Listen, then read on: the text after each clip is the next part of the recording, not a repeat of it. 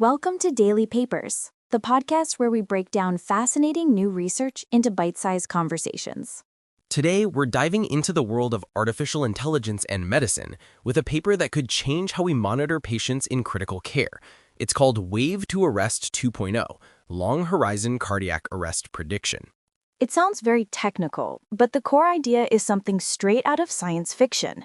Imagine a system that could warn doctors that a patient is at high risk of a cardiac arrest not just minutes, but up to 24 hours in advance. And here's the amazing part. It does this using data from a single, simple sensor that's already used in hospitals everywhere. It's that little red glowing clip they put on your finger. Right. That's called a photoplethysmography sensor, or PPG for short.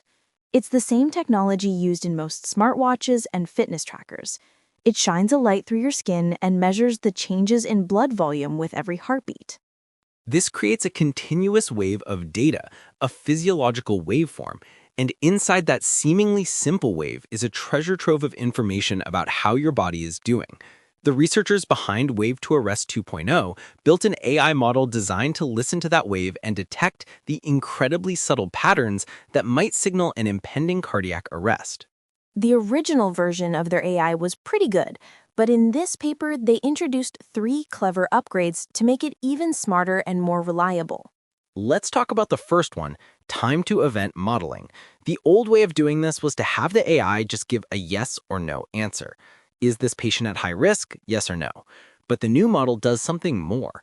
It doesn't just predict if a cardiac arrest might happen, it tries to predict when. So instead of just raising a red flag, it says, I think there's a high risk of an event in about 18 hours.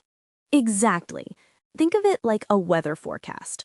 A forecast that just says it will rain today is useful, but a forecast that says it will start raining around 3 p.m. is much more useful for planning. By forcing the AI to predict the timing, it has to learn the deeper, underlying patterns of patient deterioration, making it a better predictor overall. Okay, that makes sense. The second improvement is my personal favorite. It's called Identity-Invariance, and it tackles a really tricky problem in AI. The problem is that AI models can sometimes cheat. Instead of learning the universal signs of a disease, they might just memorize the specific patients in the training data. It might learn that patient 123 had a cardiac arrest instead of learning why. This is a huge issue because a model that has just memorized people won't work on new patients it has never seen before. So the researchers came up with a brilliant solution. It's like they set up a game for 2 AIs to play against each other. The first AI is our main one, the predictor. Its job is to look at the PPG waveform and predict the risk of cardiac arrest. The second AI is an adversary. Its only job is to look at the first AI's analysis and try to guess the patient's identity. The PPG signal is actually so unique to a person that it can be used like a fingerprint. The researchers call this unique signature a p-vector. So this adversary AI gets really good at identifying people from these p-vectors.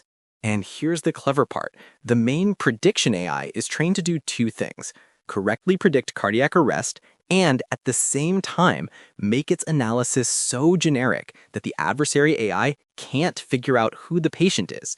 It's forced to throw away any information that's specific to an individual and focus only on the patterns that are truly related to cardiac arrest. It's like telling the AI, focus on the disease, not the person. This makes the model more general, more robust, and ultimately fairer when it's used on a diverse population.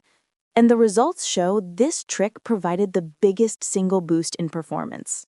Okay, so we have an AI that predicts when an event will happen and does it without memorizing individual patients. What's the third improvement?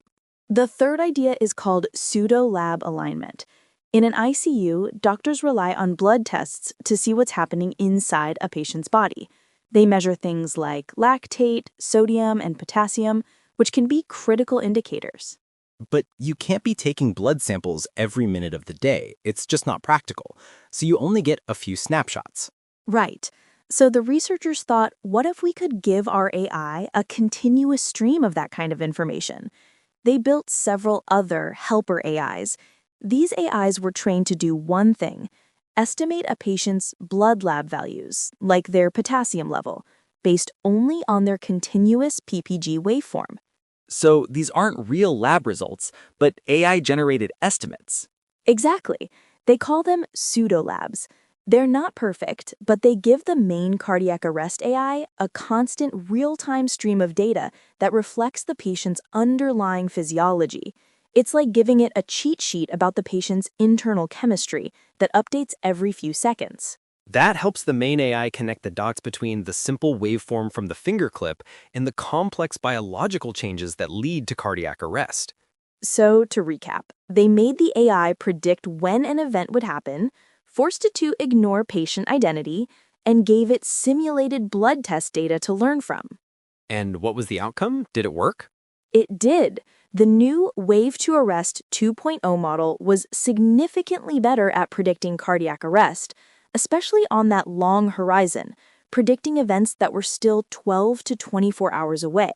This is the time window where doctors can really make a difference. This is so promising. It's a system that uses non-invasive, already collected data to provide an early warning that could give medical teams a critical head start.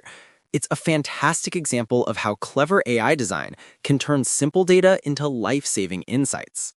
It's a big step forward for proactive, predictive medicine in the ICU. That's all the time we have for today. Thanks for tuning in to Daily Papers. We'll be back next time with another deep dive into the latest research.